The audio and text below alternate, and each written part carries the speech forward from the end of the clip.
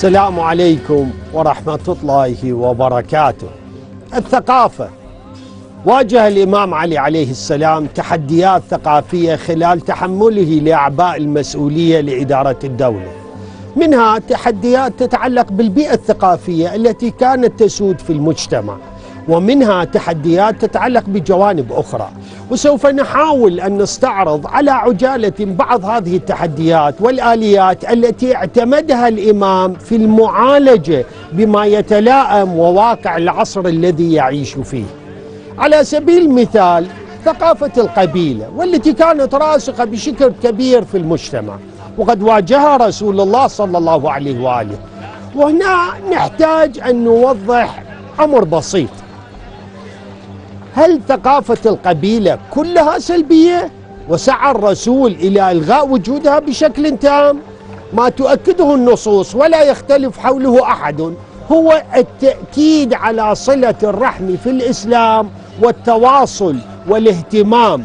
وثقافة القبيلة في أحد جوانبها هي تعكس صورة من صور صلة الرحم. ونجد أيضا أن دية القتل الخطأ تقع على أقاربه، على أقارب الذي وقع منه القتل، في تفصيل ورد عن أمير المؤمنين عليه السلام في بعض النصوص، وفي رسالته لبعض عماله أيضا ضمن هذا الموضوع. أما الجزء الذي يتعلق بأن تقدم القبيلة على الدين فهو ما رفضه الإسلام من أقرب المقربين وهما الوالدان. قال تعالى: وإن جاهداك على أن تشرك بي ما ليس لك به علم فلا تطعهما. صدق الله العلي العظيم. ولذا عمل الرسول الأكرم صلى الله عليه وآله وسار على سنته الإمام علي عليه السلام في ترسيخ الإيجابيات من ثقافة القبيلة وإصلاح السلبيات منها. بل نجد هذا المفهوم في ترسيخ الإيجابيات وإبعاد السلبيات هي إحدى صفات منهج الاعتدال الذي سعى لترسيخه أهل البيت الذين أذهب الله عنهم الرجس وطهرهم تطهيرا. ومن منا لا يعرف مدى الصعوبات الكبيرة لتغيير القيم العليا في المجتمع التي اعتادوا عليها وترسخت لديهم جيل بعد آخر. ولذا بقي هذا التحدي قائم في دولة الإمام علي عليه السلام. وكما عودناكم سنأخذ مثال من أحداث تاريخية بقيت آثارها لعقود طويلة. يذكر في الكافي، في كتاب الكافي للشيخ الكليني في الجزء الخامس منه على التالي: عن أبي عبد الله عليه السلام الإمام الصادق قال: أتت الموالي. من هم الموالي؟ الموالي تعني جميع القوميات الجنسيات الغير عربية إلى أمير المؤمنين. اجوا الموالي إلى أمير المؤمنين عليه السلام فقالوا: نشكو إليك هؤلاء العرب، إن رسول الله صلى الله عليه وآله كان يعطينا معهم العطايا بالسوية، وزوج سلمان وبلالا وصهيبا، وأبوا علينا هؤلاء وقالوا لا نفعل. فذهب إليهم أمير المؤمنين عليه السلام فكلمهم فيهم فصاح الأعاريب: أبينا ذلك يا أبا الحسن، أبينا ذلك.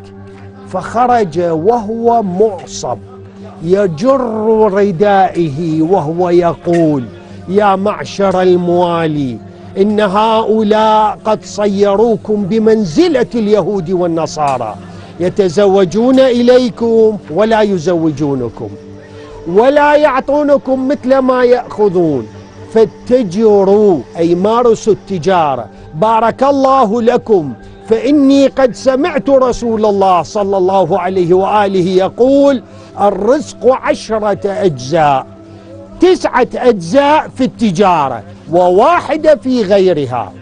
وهذا يعكس، هذه الرواية تعكس أن التمسك بالقيم القبلية السلبية التي رفضت مفهوم السواسية في الإسلام وأنهم كأسنان المشط التي أكد عليها الرسول الأكرم وسار على سنته أمير المؤمنين عليه السلام. ولكن دعوني أستوقفكم قليلا هنا. لاحظوا أن منع العطاء عنهم ولد تردي الوضع الاقتصادي لهم، فوجههم أمير المؤمنين إلى ماذا؟ إلى التجارة.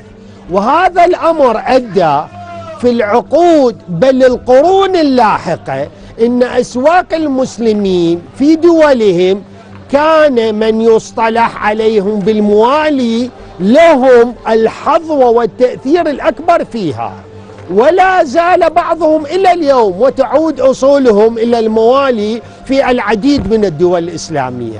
وهذا يعطينا مثال في علم الاجتماع السياسي الذي يدرس التأثيرات الاجتماعية في السياسة، وبالعكس التأثيرات السياسية في الاجتماع، حيث نجد أن قرار سياسي صدر من السلطة ولد آثار اجتماعية واقتصادية استمرت لعدة قرون.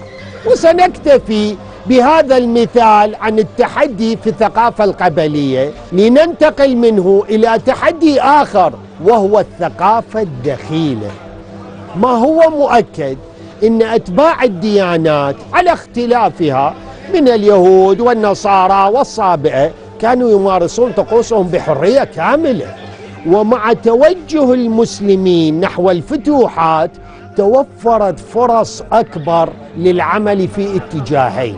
الاتجاه الأول هم الملتزمين بالعهود والمواثيق، وهؤلاء كان مجرد الاحتكاك الطبيعي مع الآخرين وخصوصا من قليلي الثقافة معهم يمكن أن يجعلهم أسار الانبهار بالثقافات الأخرى ويندفعون للتخلي عن ثقافتهم. والاتجاه الثاني وهم المتحينين للفرصة في مخالفة العهود ويعملون على إثارة المناظرات هنا وهناك للتأثير على الثقافة الاجتماعية التي سعى الإسلام لترسيخها. ولا ننسى أن الإسلام أكد على تبادل الثقافات في قوله تعالى: يا أيها الناس إنا خلقناكم من ذكر وأنثى وجعلناكم شعوبا وقبائل لتعارفوا إن أكرمكم عند الله أتقاكم إن الله عليم خبير. ولكن في مكان آخر أكد على ضرورة الاعتزاز بالهوية الإسلامية وأن لا يكون المسلم ضعيف ومهزوز. وقد ورد عن أمير المؤمنين عليه السلام قوله: لا تزال هذه الأمة بخير ما لم يلبسوا لباس العجم. ما معنى العجم؟ العجم غير الناطقين باللغة العربية، ويطعموا أطعمة العجم، فإذا فعلوا ذلك ضربهم الله بالذل. ونستطيع أن نفهم من عبارة الذل هو أنهم يكونوا أسارى لهم ولثقافتهم في الملبس والمأكل، كما نرى ذلك مع الأسف في مختلف المجتمعات الإسلامية. أعلم أن بعض الشباب سيقول: وما المشكلة لو تأثرنا بالآخر في الملبس والمأكل، فأين الذل في ذلك؟ أقول لهم: ليس الذل في ذلك يا عمي، ولكن لو وسعك الوقت وقرأت كتاب جوزيف ناي والذي حمل عنوان القوة الناعمة سوف تدرك كيف يستغل حتى الملبس والمأكل لتحقيق أغراض سياسية تحت مظلة الثقافة. بل لو قرأت لجرامشي الإيطالي ستجد بشكل واضح كيف يمكن التحكم بالشعوب عبر الثقافة، والغرض هو الاقتصاد. فبدل أن تكون الواردات الاقتصادية من الملبس والمأكل في بلدك تتحول إلى الآخر، لأنه نجح في إقناعك أن ارتداءك لبنطلون جينز ممزق سوف يجعلك أجمل شخص في العالم. ولست أنتقد أن تبحث عن الجودة في المصنوع، بل هو حق وأمر إيجابي. وبالإجمال لكي لا نأخذ من وقتكم الكثير، بذل الإمام علي عليه السلام الجهد الكبير في معالجة هذه الظاهرة عبر خطوتين أساسيتين، هما: أولا أن يدخل بنفسه إلى المناظرات، ويؤكد منطق الحجة وضرورة العلم. ولذا نجد أن الوثائق التاريخية أن الكثير من مواضيع هذه المناظرات كان يركز على الجانب العقائدي مثل التوحيد والنبوة والعدل والمعاد والإمامة، كونها كانت حوارات مع أطروحات دينية مختلفة. الأمر الثاني العمل على إعداد كفاءات وخبرات تمتلك القدرة لأداء هذا الدور نتيجة للحاجة الماسة له من جانب وإشاعة الثقافة من جانب آخر. وقد نجح الإمام في تحقيق النصر في هذه الملفات التي انطلقت من الكوفة إلى بقية الدولة الإسلامية. وينقل لنا معجم البلدان في الجزء الرابع منه مقولة الإمام علي عليه السلام: الكوفة كنز الإيمان وحجة الإسلام وسيف الله ورمحه يضعه حيث يشاء. ولكي لا نتوسع أكثر بما يخل بهذا المختصر ولا يتلائم مع البرنامج، نشير إلى من يرغب أن يجد ضالته في الفصل الثاني من كتاب الإمام علي وتنمية ثقافة أهل الكوفة في الفصل الثاني منه ليجد فيه ما ينفع. كما وجدت في رسالة ماجستير للباحث أحمد العزاوي أطلعنا عليه أستاذي مشكورا الدكتور حيدر الساعدي، ووجدت في الفصل الرابع منه مبحث رائع يتحدث فيه عن معالم قيادة الإمام علي في مواجهة التحديات الثقافية والفكرية في عدة مطالب أجملها بالتالي: أولا، جمعه القرآن الكريم والسنة المطهرة للرسول الأكرم. ثانيا، استناده إلى القرآن الكريم والسنة في ممارساته بما يكشف النقاب بشكل عملي عن التطبيقات. ثالثا، اهتمامه بتفسير القرآن وبيان تأويله. رابعا، ترسيخه لمبدأ التقيد بالسنة النبوية ونبذ الاجتهاد في قبال النص. وخامسا، تشجيع المسلمين على نشر السنة النبوية، خصوصا أن المسلمين واجهوا مشكلة تشويه السنة النبوية بعدما منع من تدوينها. بالتأكيد هذا الاستعراض يخل بما ورد من بصمة كبيرة رسمت ملامحها على المنهج الفكري للإسلام والمنهج الثقافي بشكل عام من قبل الإمام علي عليه السلام.